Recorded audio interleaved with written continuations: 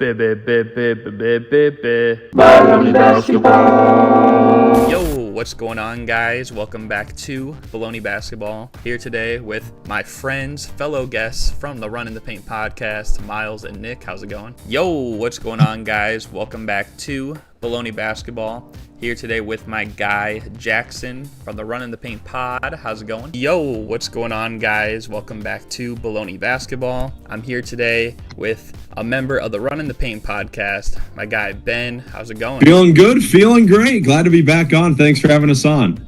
Yeah, good to see you guys. Thanks for having us, Gary. It's going great, man. Ready to talk some hoops today for sure. Doing good, feeling good. Thanks for having me on. Always, and I feel like we got a good show lined up here. Gonna talk about some interesting topics, but the first thing is more of an open-ended question that the NBA referees are going to have. They're going to have a headset that helps them, I guess, connect with the replay center a lot quicker. Do you think that's going to be a benefit, like moving forward? And I guess, like, what impact do you think that'll have? Nick, I think you're our resident. You're Coach Cove, but you're also our resident referee official. You have the ref outfit, at your place. I think it's only fitting that you start us off. My first thought goes to them being able to contact the replay booth anytime during the game, which, like, if the booth sees something, then they can tell the officials to stop the game and go look at it. And I think that'll be a very good thing because a lot of times things get missed. And, if the booth sees something and they have the power to stop the game and communicate with the officials in real time while they're on the court, then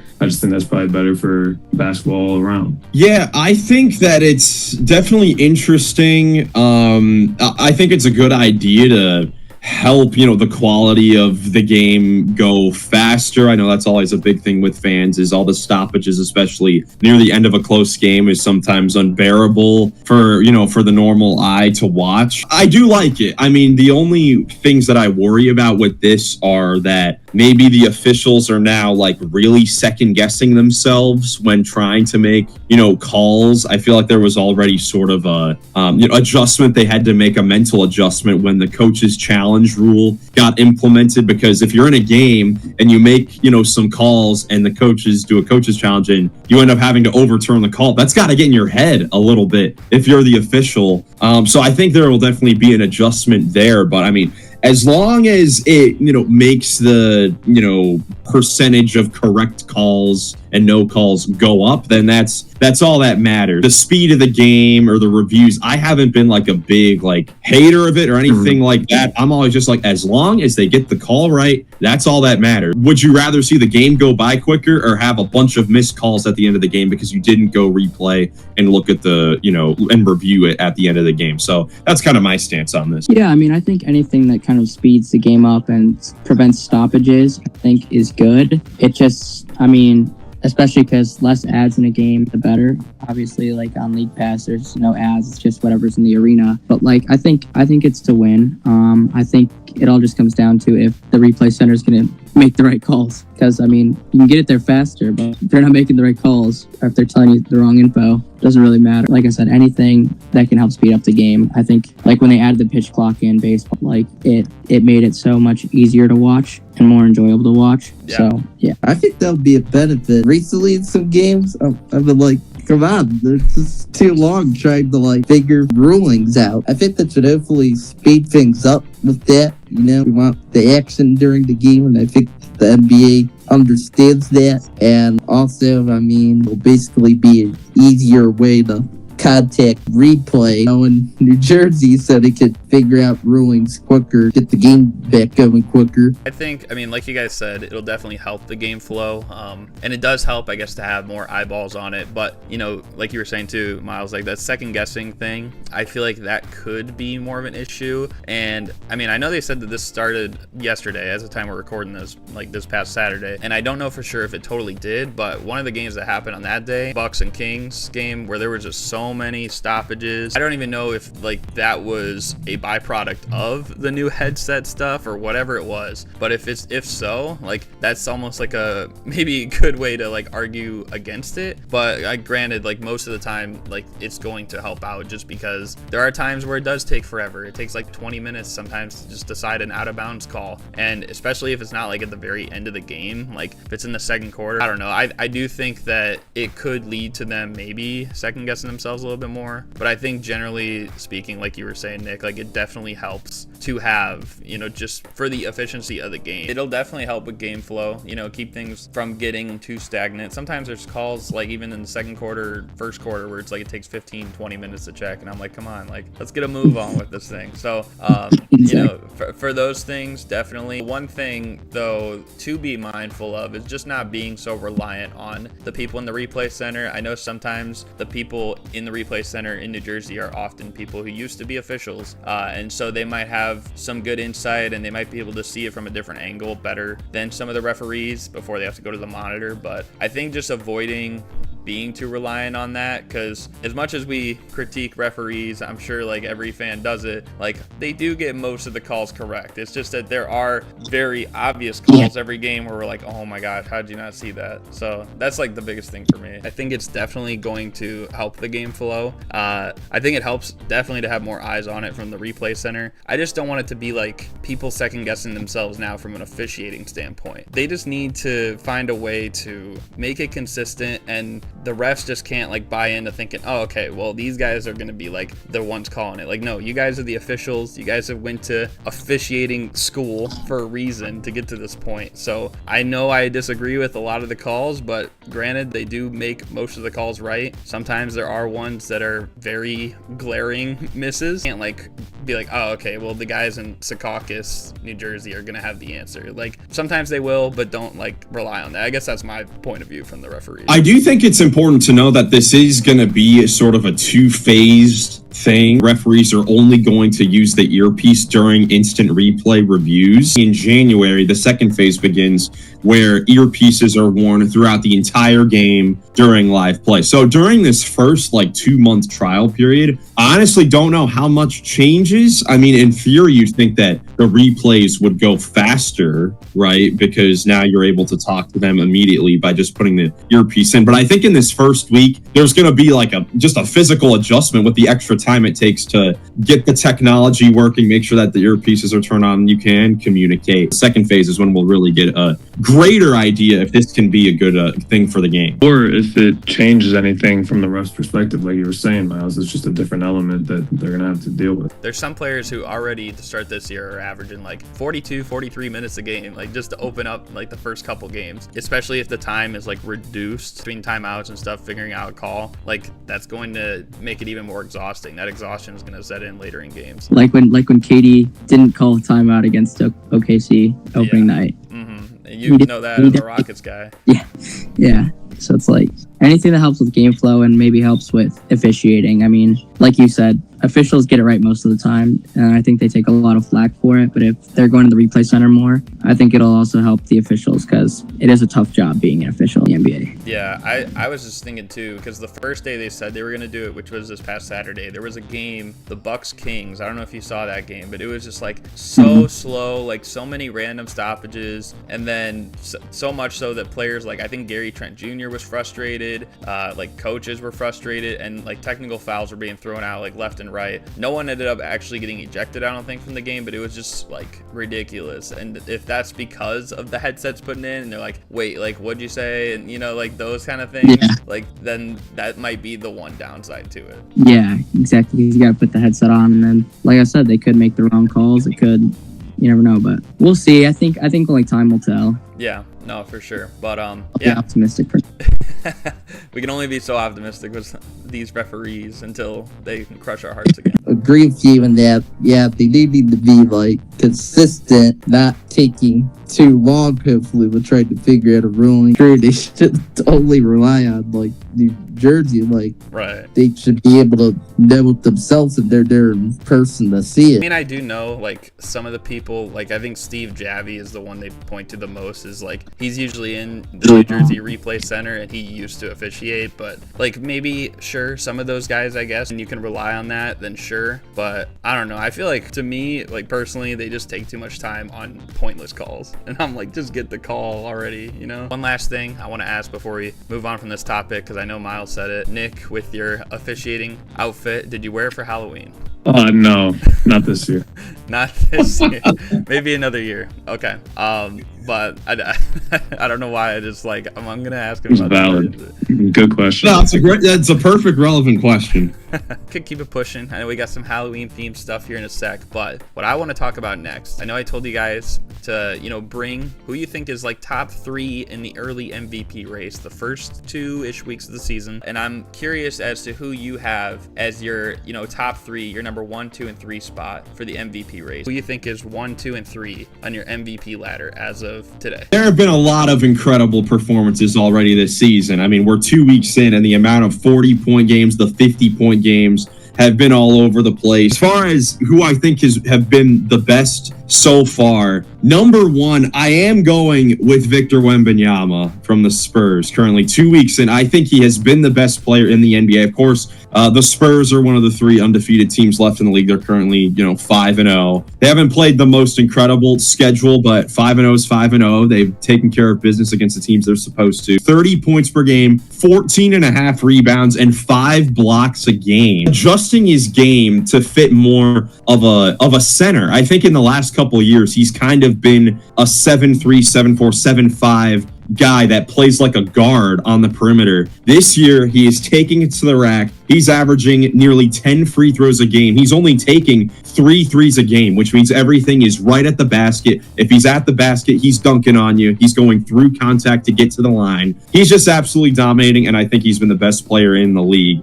Number 2, I've got Gilgeous-Alexander, another undefeated team there in Oklahoma City. He's reigning MVP, still doing great things, scoring 34 games, 6 rebounds, 6 assists. And he's so high because for an undefeated Thunder team, he has saved them in a few games, hitting clutch shots. So I think, he's been super important. Number 3, bit of a hot take here. I'm not sure how crazy this is. I'm going to go with AR-15. I'm going to say Austin Reeves from the Lakers. I want to give him his shine because what he's been able to do, regardless of who's been on the floor, whether Luka's in there, LeBron's obviously been out, but the last week that we saw from him with the 50-point game, the 40-point game, and the buzzer beater to beat the Timberwolves, he's been doing an unbelievable job. I mean, he's averaging 32 points, 5 rebounds, 9 assists, 50, 36, 91 shooting splits. He's been absolutely amazing for the Lakers. So that's my top 3. Wemby, Shea, and Austin Reeves. Giving him some love here. I don't have a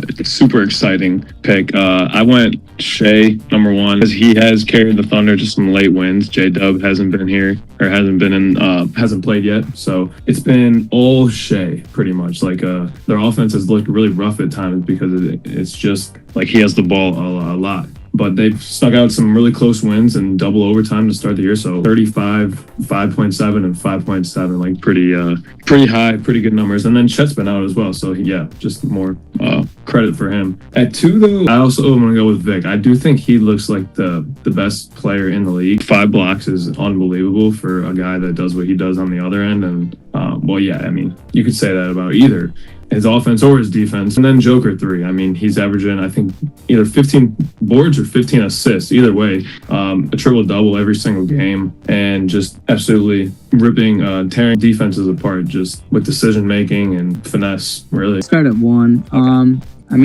know voter fatigue's kind of a thing, but they're 8-0, and he's been just as good as last year. I think it's Shea at 1 still, just because, even there were games where they had people missing, or they had everyone missing besides him, and he still led them to a win. So I think it's really just until he proves that he's not the MVP in some way, he should still be it, especially if they're 8-0, and I know record shouldn't go all towards it, but he's single-handedly won them games multiple times this year. Okay, so my 2, he's actually in my city tonight. He will be playing the Cavs. It is Tyrese Maxey. I just think, as someone, I usually don't watch Sixers games because I genuinely hate Joel Embiid.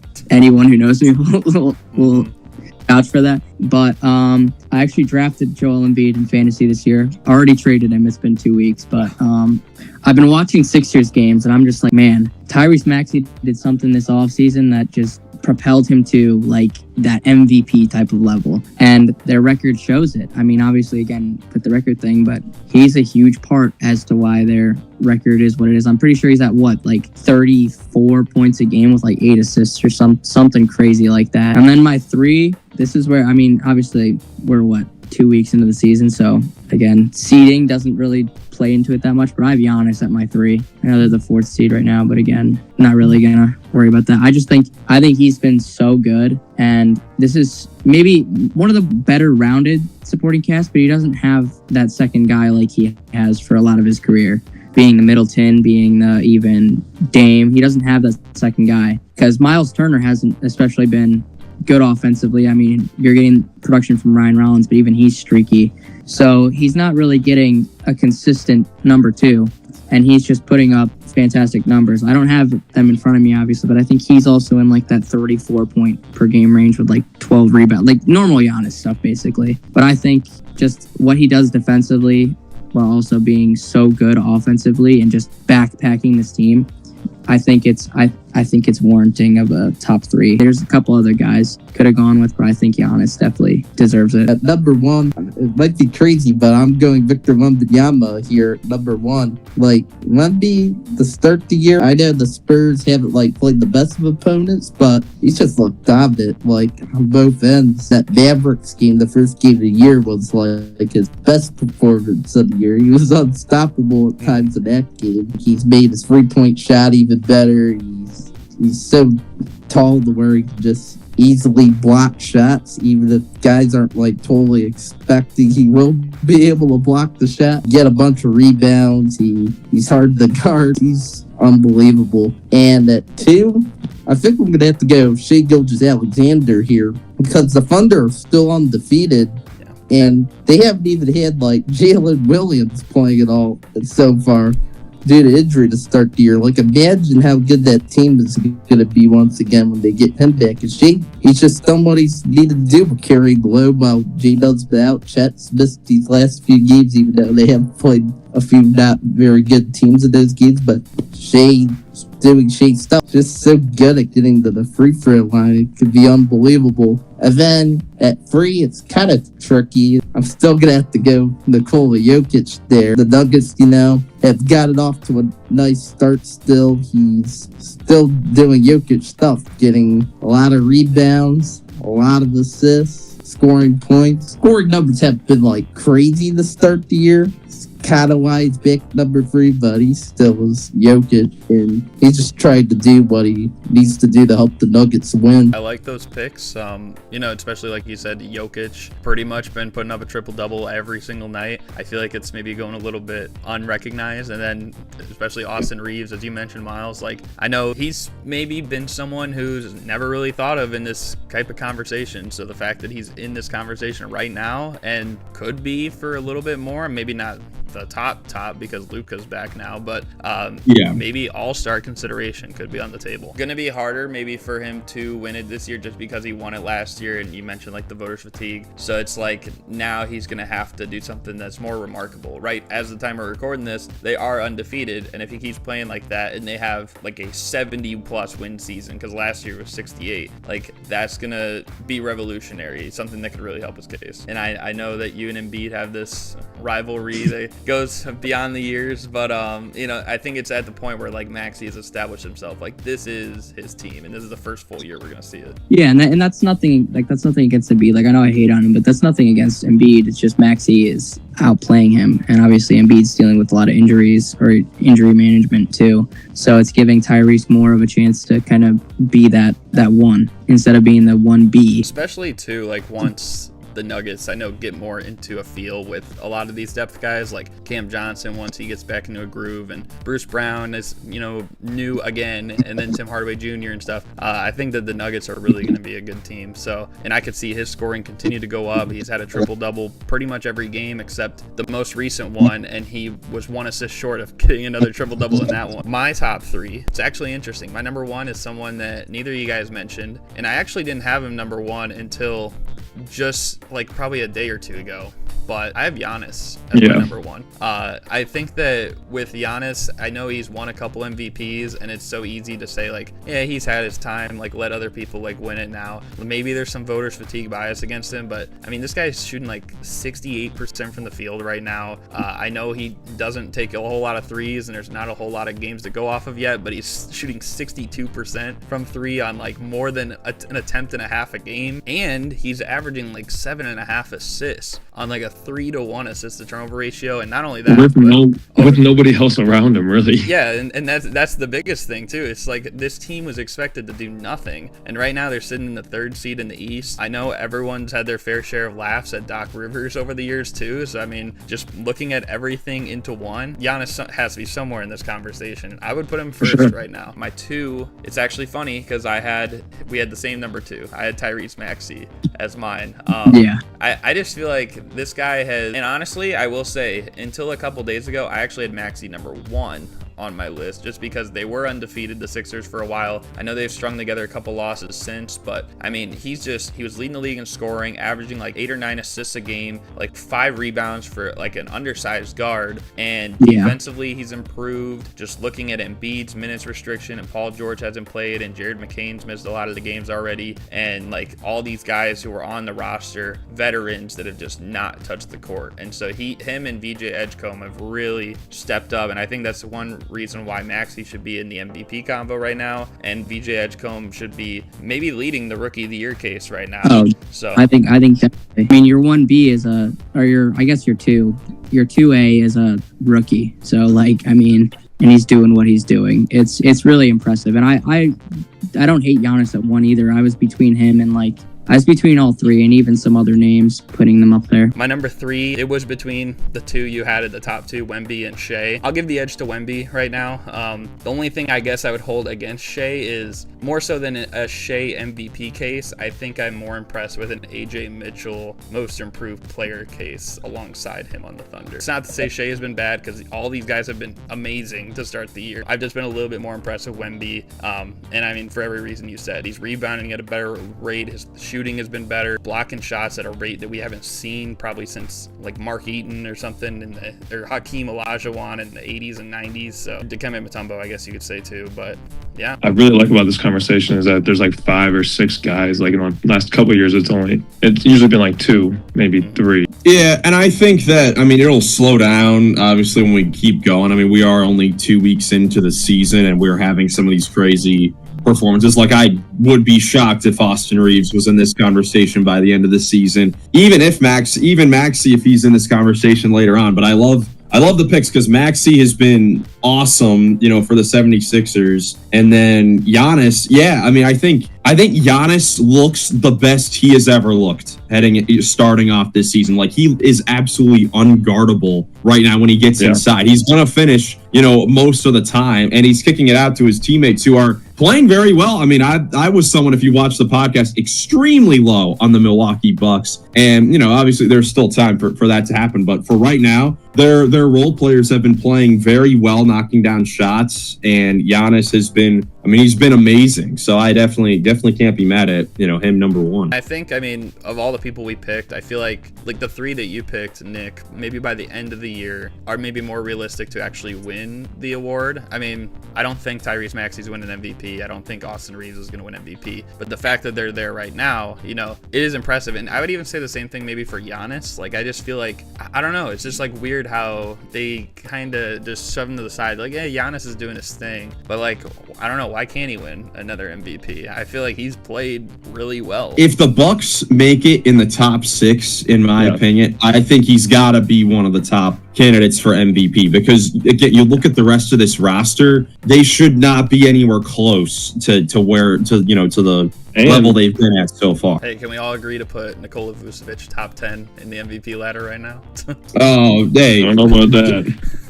Give Josh Giddey. Giddey's got to be up there. Well, too. I think I've been just a little bit more surprised with Vucevic, but Giddey, I've definitely, especially that last game against the Knicks, like that was probably one of maybe his best game that he's had for us. So I think there's maybe not a clear, but like a decently consensus top 4, if that makes sense. Because I had Wemby at my 4. And I think, I mean, even you could maybe throw Luka in there. I know he hasn't played a crazy amount of games, but what Luka was doing before he got injured was like otherworldly. I mean, like, I don't want to go back on a trade that happened almost a year ago, but I mean, how do you trade someone like that? Still boggles my mind to this day. Yeah, and actually, Miles, he had another Laker on his list. He didn't have Luka. He had Austin Reeves at his number 3 spot. So I don't hate it because again, AR-15 has been hooping. I like giving players their flowers. I think he's been playing really well this year. I think he deserves all the hype he's getting. And I mean, even you said Jokic, he's having a down start and he's still like just absurd.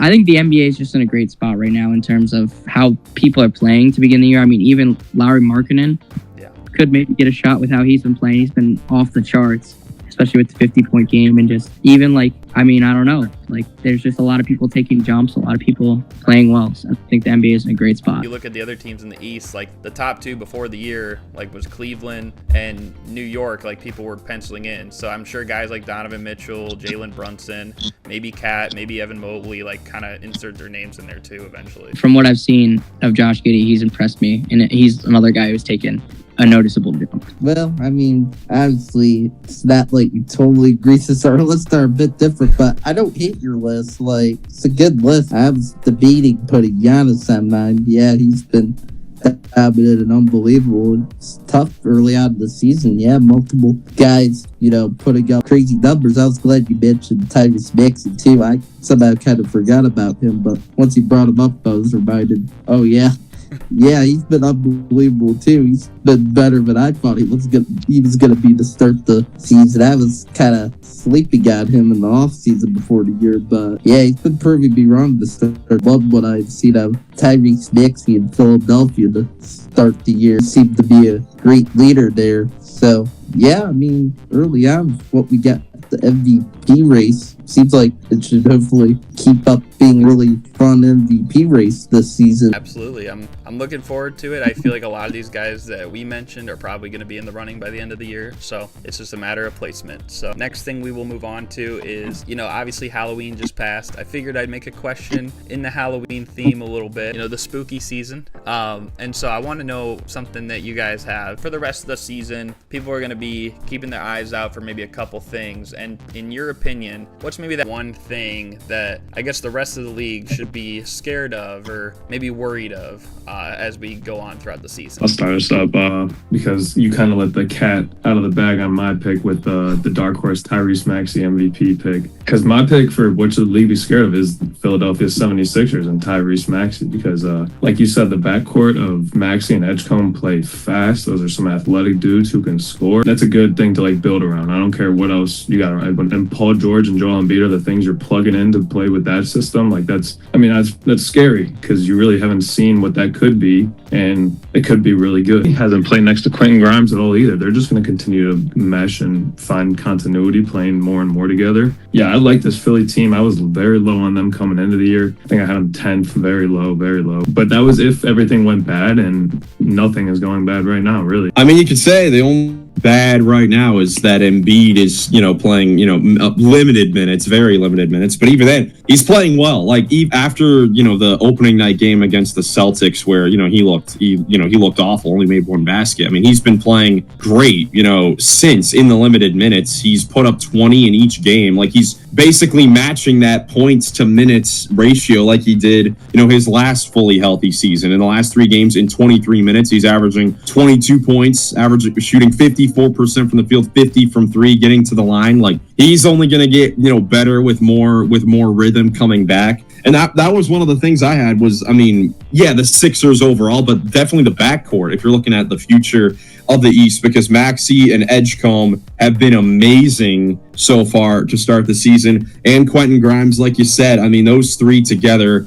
This team realistically, with Embiid playing limited minutes, a complete lack of any power forward depth. There's no world where they should be 4-1 right now with their 1 loss by 1 point. There should be no world where that has happened, but we're in it right now because of the backcourt and Tyrese Maxey, because they have been awesome so far. The thing is too, that I like the most with Embiid right now being kind of in a a minutes restriction is I feel like as the season goes on, you would hope he's not like on a restriction the whole season. And then eventually he's going to be playing normal minutes. But I think that Tyrese Maxey being like the main option offensively, the main guy to go to down the stretch of games, I think it just opens the door a little bit more for everything, just because I think the ball just moves a little bit better when he's the focal point. It's not to say Embiid's like a bad player, because Embiid's one of the most skilled centers to ever play the game. But I do think that sometimes in previous years when he's been averaging like 33, 35 points a game, like the offense would get a little bit stagnant and more so just kind of watching Embiid and then maybe waiting for a double. And sometimes I know he would have some problems with that early on, especially. But I think now like it makes him even more of a threat when you have a guy who can run faster than almost maybe even any point guard in the whole league right now in Tyrese Maxey, and then the ball moves on a swivel like that, and you have options like Kelly Oubre or Quentin Grimes, or when Paul George comes back, if he doesn't even need to be like Paul George like at his best, he could just kind of fill in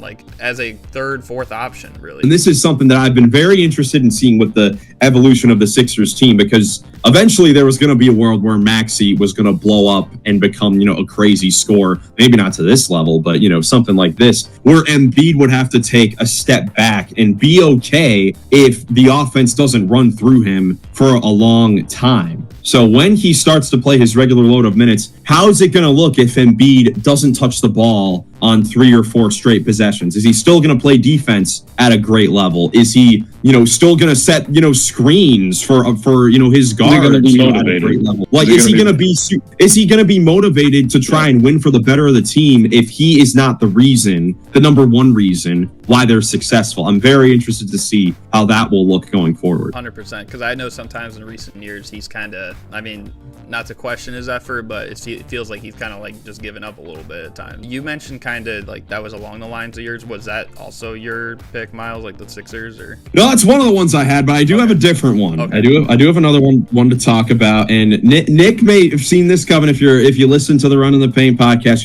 I'm in love with this young team in the Western Conference, and this is a team that I think the league should be scared of going forward, and that is the Portland Trail Blazers, and particularly their defense, because no team wants to play this Portland Trail Blazers team. Every single game they've played in has been a dogfight. They are the last team that you want to face on the second night of a back-to-back. They've already caught a couple of teams in that situation and gotten big-time wins. You look at their wins. They've beaten the Warriors, the Lakers, and they just beat Denver in the first game of the NBA Cup. And even, defensively, they're awesome because there are no mismatches anywhere on the floor on that team. But even offensively, Denny Avdia has taken that step offensively. He's averaging 23 a game right now. Drew Holiday looks great. The last couple of years with Boston, he didn't have to do as much offensively because of the other great players around him. But now he's the lead guard there with Scoot Henderson, and obviously Damian Lillard's still out.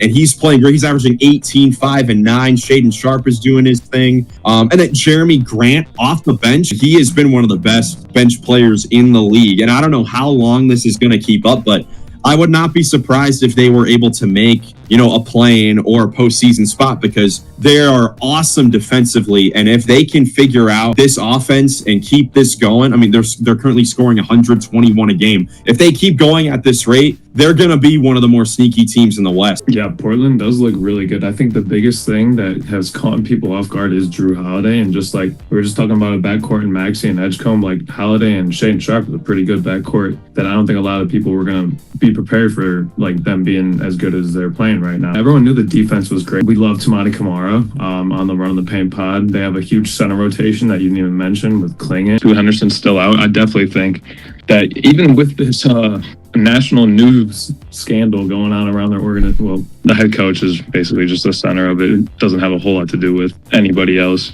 But I still think they can make a postseason or a playing spot. Yeah, for sure. Yeah, they are a interesting team for sure. And they were one of the teams I was going to look at the most this season, just because, I don't think anyone is penciling them to win the championship or anything. And most people still probably aren't 100% sure if they will make the playoffs. I think it's possible, but just looking at how this team plays this year, because Damian Lillard is on the way.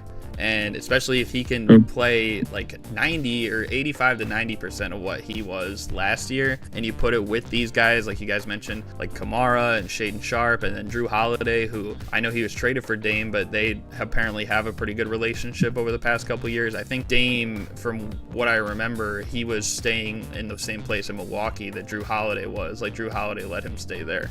So I know they're close. And then you guys mentioned Denny Avdia. Even like some of these other guys too, who have not been playing for a while, are playing again. Like Matisse Thybulle, like he's been playing some games this year. And Robert Williams, like it's like, hey, Robert Williams is back. Like, you know, like to have these guys there as well. Jeremy Grant buying into a bench role, which I think for a while maybe wasn't something that he was wanting to do, because I know when he took that money in Detroit, he wanted to be the franchise guy, and when he went to Portland and got that extension, and especially when Dame left, he probably thought he'd be a franchise cornerstone, and then now he's kind of buying into that. So I think that, you know, it doesn't feel like there's any egos on this team, and like you were saying, Nick, doesn't seem like there's any like behind the scenes scandals or anything going on now. It's like they're just playing freely. I think that the rest of the league definitely should be scared of the Portland Trail Blazers, because they're not a fun team to play. Very fun team to watch, though. If you're not on the bandwagon yet, hop on right now. Watch the Blazers on League Pass. If Damian Lillard won a championship with Portland, I mean, come on, like that's like a storybook moment. Would it be crazy to say that this is the best Blazer team that Dame has been on? Even when they made the conference finals in 2019, they didn't really have the depth like this. Their fourth or fifth options were like Mo Harkless and Al-Farouq Aminu. You know, had the fun team with Aldridge, Wes Matthews, that team. But even then, they were extremely top heavy. I think that with that team that you mentioned, like the Wes Matthews, like Nicholas Batum and stuff team, like that was McCollum, right? Yes. Although I think he was on the bench at that point. So that team was good, and I think they even had depth, but they weren't like a two-way dominant team. I think that this team is elite on offense and defense. That team was great offensively, defensively. Like they had players like Nick Batum was solid, and I think like Robin Lopez was decent, but they didn't really have like that. So I guess I would probably agree with you. Yes. I think if you're the Grizzlies, you're scared because like Ja clearly does not want to play for you guys, or doesn't show interest in playing for the current coaching regime, but you just brought them in, so you can't really get rid of them yet. And then, I mean, realistically, Ja hasn't been like his usual self. Obviously people have been mentioning the driving stats, the 2-point percentages and all that. So I think if you're Ja, you're kind of not scared, because I don't think he really cares all that much. But I think if you're a Grizzlies fan, you're scared. If you're the Grizzlies front office, you're scared. And then if you're the rest of the league, I'd be a little scared too, because if his value drops, one of these contending teams or borderline teams can go pick him up for we saw what Fox went for last year. If Ja keeps this up, he could go for even less, which is, it's crazy to say, but is Ja right now really more valuable or on the same level as like Fox when he got traded? Not scared for maybe the whole league, but just something to watch out for. I just talked about Victor Wembanyama, but if I have to bring up one player that's got to be scary teams based on the way he's playing, it's got to be him, because like now Wemby, he's just starting to play like the guy people were hoping they were eventually gonna see out of him on the Spurs that he was taken with the number 1 pick. It's just so dominant on both ends, so big too, and that just makes it hard with matchups. Teams really at the creative, I think, with matchups, so they have to play the Spurs now and stuff with trying to figure all that out. And then I'll say one team that I think will scare people too going forward. And that team, actually, I'll go 2 teams out. I think the Thunder and the Rockets going forward in the Western Conference will scare teams. The Rockets, because they can run huge lineups, and I think, Kevin Durant and Sengun and Thompson, they've been seeming to get more chemistry that's better now. They've started getting on a roll, winning games, and I think, they can be hard for teams to guard defensively, and they're super good at both ends. And like the Thunder, I already mentioned they've been undefeated already without Jalen Williams. Imagine when they get Jalen Williams back. I think he's one of the best second options you can get in the league. His scoring should hopefully be great once again, and then it'll just be another great defender that's hard to score on too for the Thunder when he comes back. He's great at getting steals like we saw last year in the playoffs. Oh, for sure. I mean, especially with those three teams in particular, I like that you mentioned them because I feel like they all have a different way of, scaring them. The Spurs, it's like they're on the rise more. Wemby's coming into his own. Even guys like Castle and Dylan Harper and Vassell, like they're playing well. And then on top of that, a guy like De'Aaron Fox who hasn't played yet, like if he comes back and continues to help out their team, I mean, they're really going to be scary.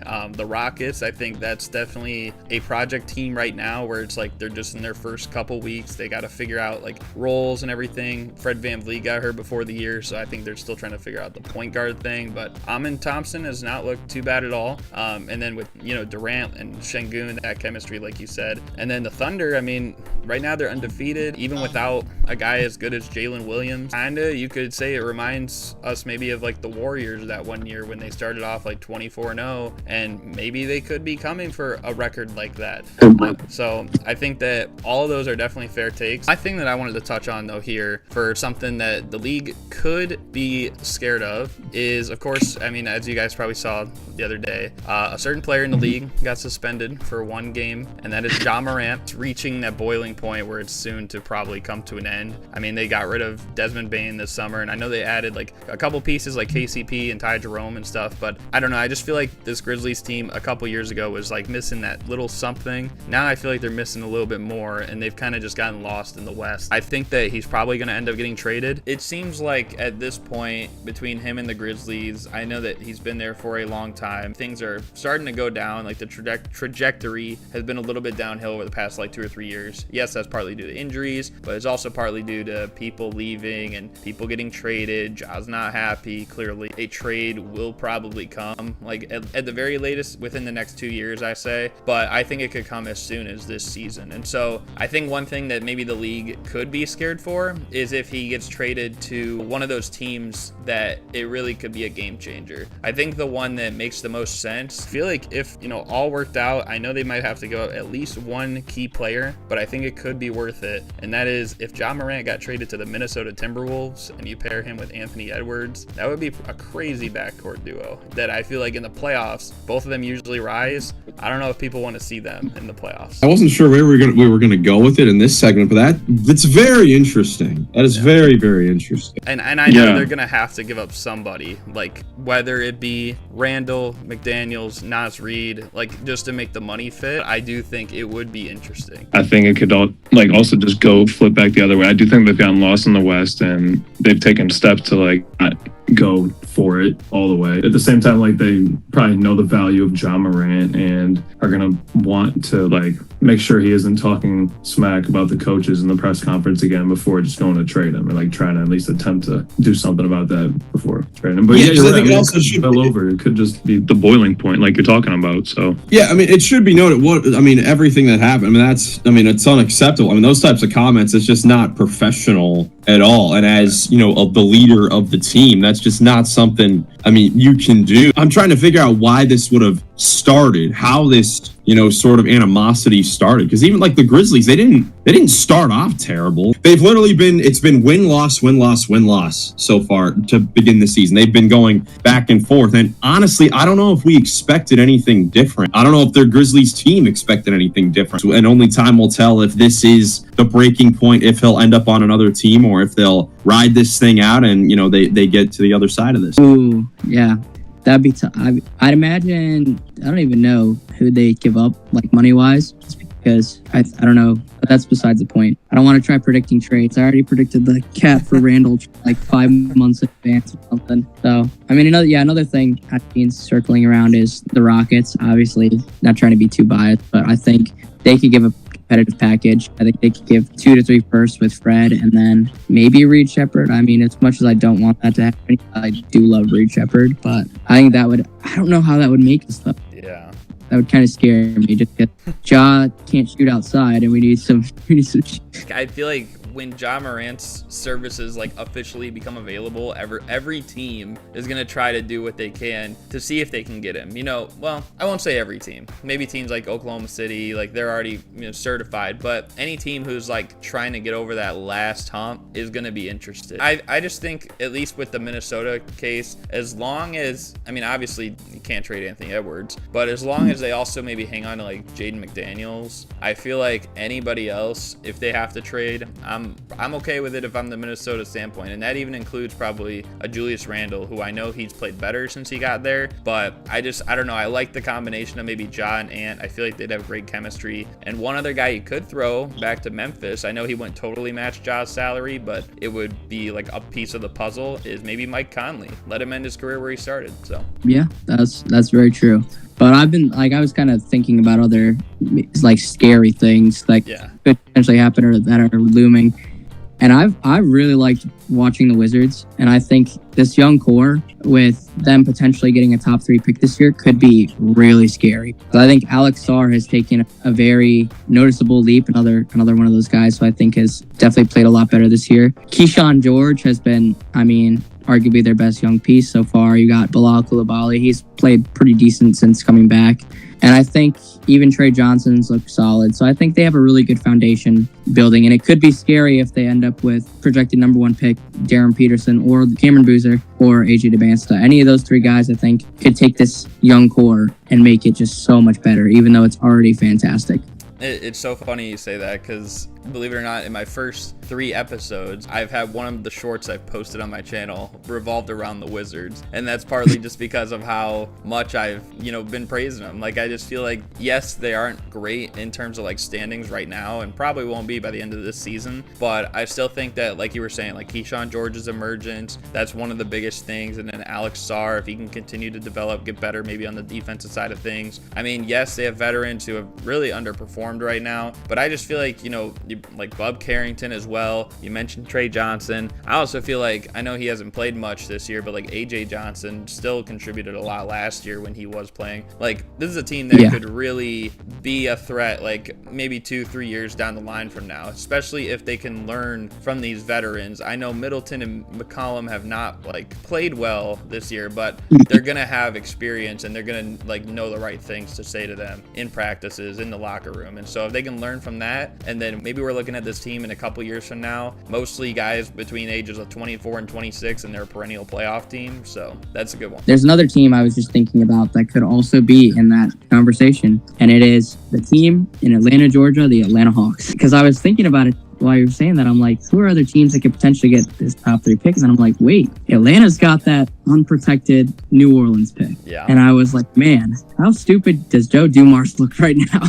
Because they're 0-6, or are they 0? I think they just got their first win the other day, but they're still 15. They're still last in the West. So yeah. So I think, I don't know what's going to happen with Trae Young. They haven't gotten the extension done yet, so maybe he could be out the door. But either way, you got Jalen Johnson, who's been playing really well. You got Zachary Richardson, who just had his best game of the season last night. And then you have Onyeka, who's been playing. They have a lot of young pieces.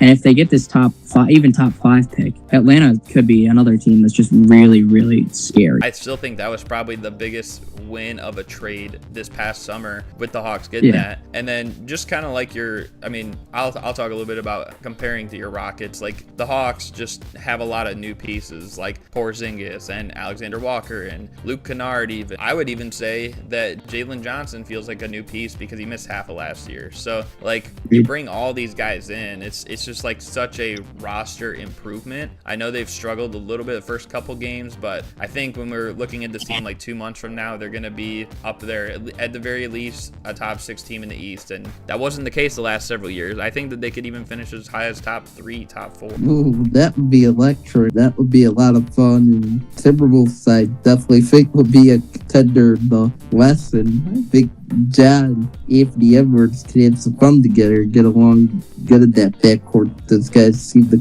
kind of have the same kind of attitudes as each other. Yeah, I just think that with those two as well, I mean, the Timberwolves, they're definitely still a good team, probably in a better spot than Memphis, but, that definitely elevates them a little bit closer to that OKC, that Denver, pretty much the top teams in the West tier list. Will it put them over those teams? It's hard to say, but I think it ups their chances enough, as long as they can get the right price for Ja Morant. So we'll have to see, but I think it would be interesting for sure if you're ready to move on to the mini game to close things out. Think you're ready to head on to the game. We can move on to the mini game where you guys will be competing together. Maybe I should move myself here real quick. Oh, yes. All right. Then I could be on the bottom here because you guys are, of course, competing together. So your score will be put together. It's called the NBA Epic 10s mini game. I'm going to be giving you guys 3 questions or prompts, a certain NBA team, and then I'm going to give you a certain stat, and you guys have to try it. You'll have 30 seconds to try and name the names that are on their top 10 all time in franchise history for that stat. So for example, Oh my gosh. if I say Chicago Bulls, total points, Michael Jordan's gonna be on there, Scottie Pippen. You might have a weird one like a Luol Deng on there too. So, but the way it works as well is whoever's number 1 on the list gets you guys 10 points. Whoever's number 2 gets you 9 points. All the way down to number 10 will get you 1 point. There's no penalty for a wrong answer. You can say wrong answers as much as you want. For the seeding purposes, I mean, based on whoever I guess answers the most will get that slight edge, but you guys will end up with the same score. So, so even if one of you guys answers for 99 points worth and the other guy gets 1, your guys' score, both you guys will be 100. Okay, I got you. I'm going to give you one of the 30 NBA teams, and then I'm also going to give you a specific stat. So I might say Houston Rockets total rebounds, okay? And then once I say go, you'll have 60 seconds to try and name me the people who are top 10 all time in that category for that team. Ooh, okay. Yeah. So there are 3 questions, and I will say the higher they are ranked, then you'll get more points for it. So if you get the number 1 answer, you'll get 10 points. Number 2 answer, 9 points, all the way down to the 10th answer. And there is no penalty either for incorrect guesses. So you can guess freely. And then the only other thing is, so like I said, you get 60 seconds. Anyone who did it in a group, Miles and Nick did it together, but they had 30 seconds each round. So groups get half the time as the individual. I'm going to give you an NBA franchise. I'm also going to give you a certain stat category. You would be looking for the top 10 players all time in that list. You could rattle off names left and right. There's no penalty if you give me a wrong answer, but you're just trying to find players who are on the top 10 list for that category. More points for the higher rank they are. So number 1 on each list will get you 10 points. Number 10 on each list will get you 1 point. And you will have 60 seconds to just try and rattle off the names as much as you can and see how many you get. All right. You have 30 seconds. If it was individually, it would be 60 seconds. But we're using 2 brains here, so we will see. Are you guys ready? All right. Yeah, let's do it. This should be fun. Perfect. All right, I'm ready. All right. Are you ready for the first one? Yes, I am. The first one that we got here, I'm looking for Brooklyn Nets, and I'm looking for the top 10 all time for the Brooklyn Nets in total assists. Go. Jason Kidd. Okay, you can keep going. Oh, Crawford. I don't even know who played for the Nets. No. Gosh, is Kyrie Irving? D'Angelo Russell. Stephon Marbury. New Jersey. I got the Brooklyn best partner Nets. in the world. 10 seconds. Vince Carter. Derek Williams. Last one. Spencer Dinwiddie. D'Angelo Russell, already said him. Karis LeVert. We'll reel off all those names. Okay, that is time. Is this on while they're on the team? Yes. Jason Kidd, Vince Carter, maybe D'Lo, Darren Williams, Devin Harris.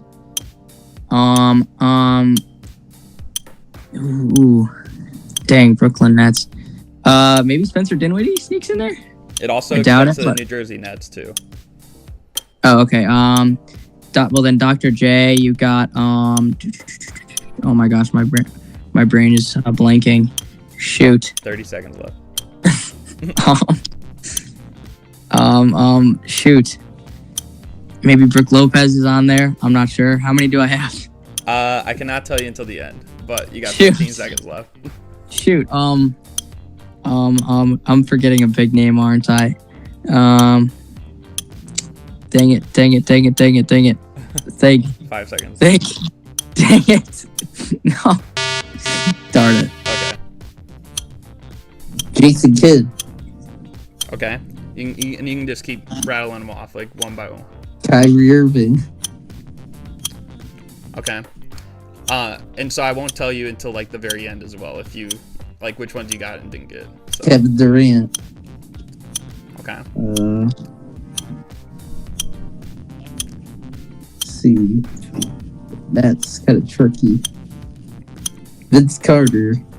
Okay. You are... Julius you got 30 seconds left. Doing decent so far, I will say.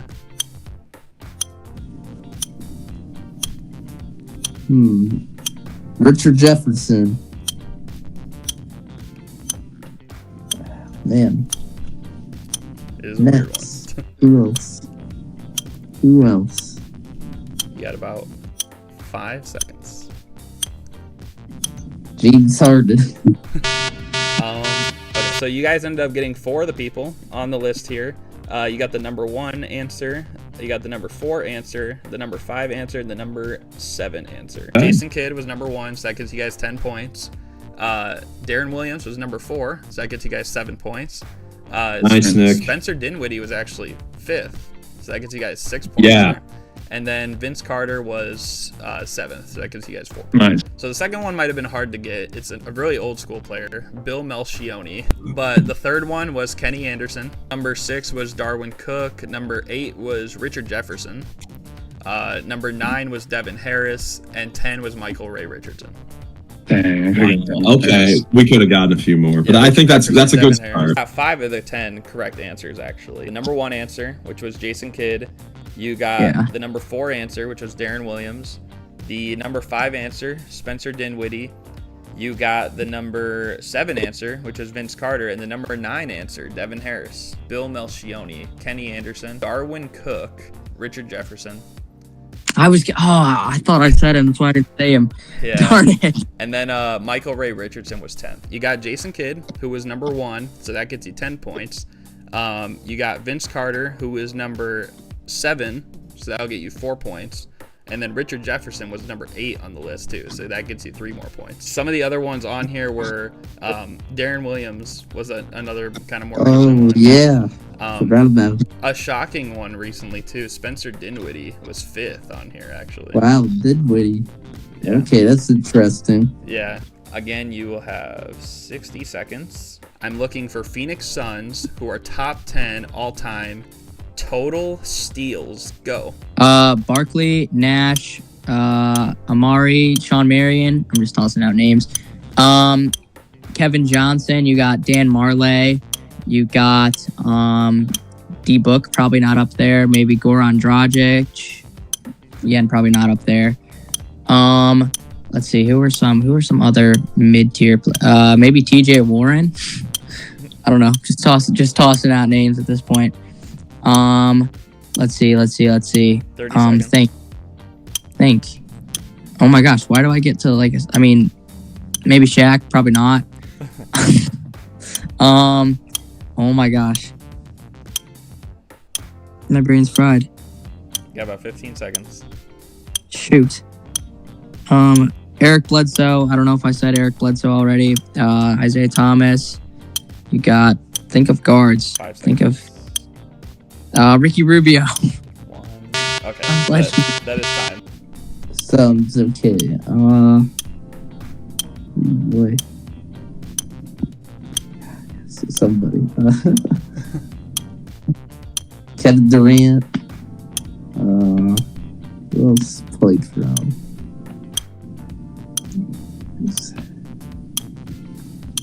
It's tough.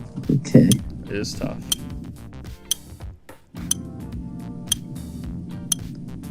Devin Booker.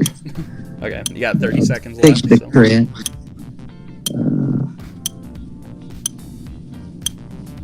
Gerald Green.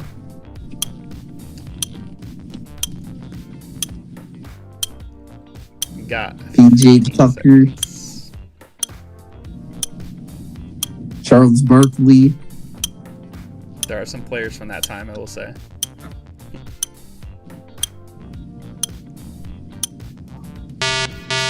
Okay.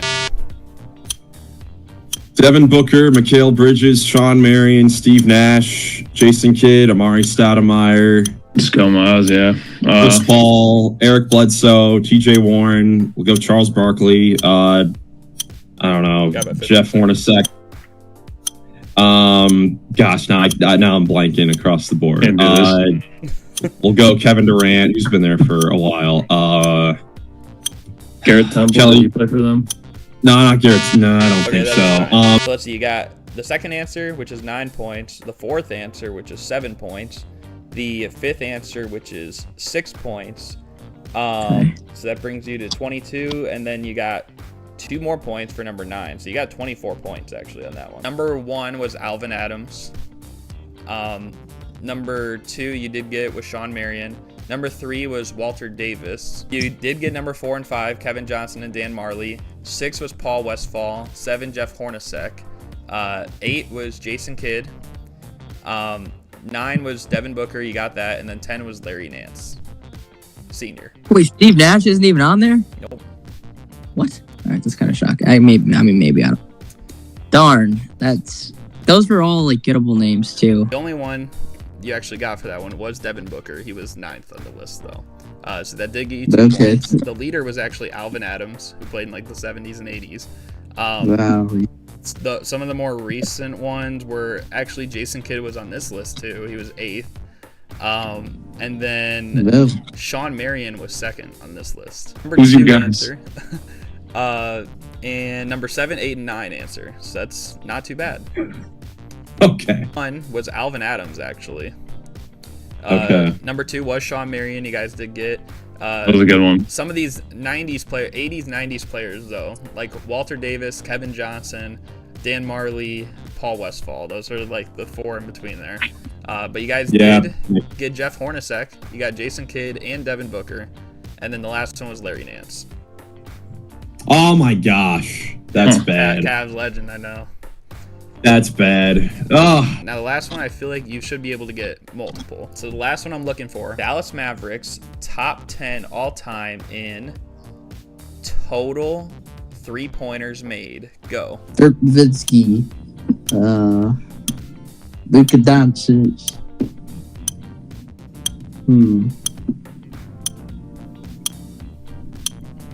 Jason Kidd.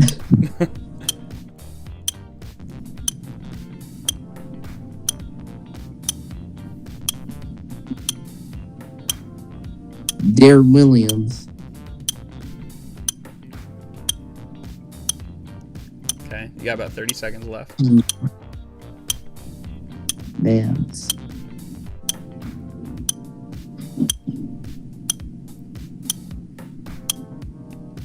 Gigi Barea.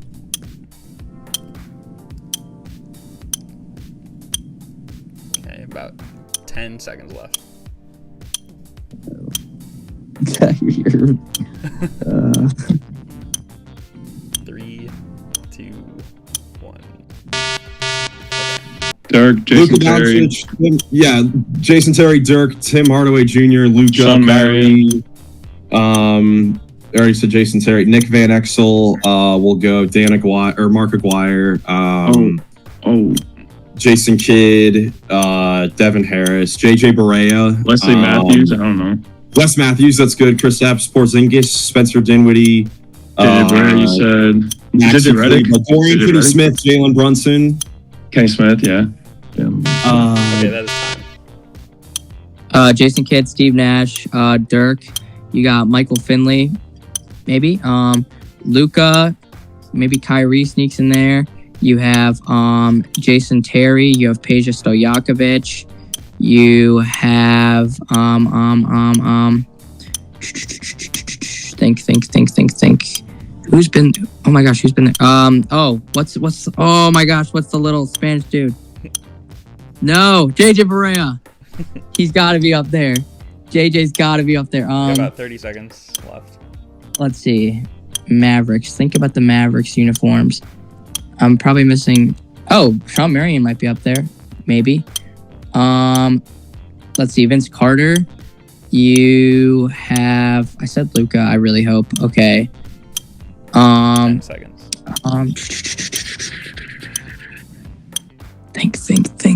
Think. All time. Yeah. So you did get 4 of them on that list, though. So that was the best one that you've performed on. Number 1, which was Dirk. You got number 2, which is Luka.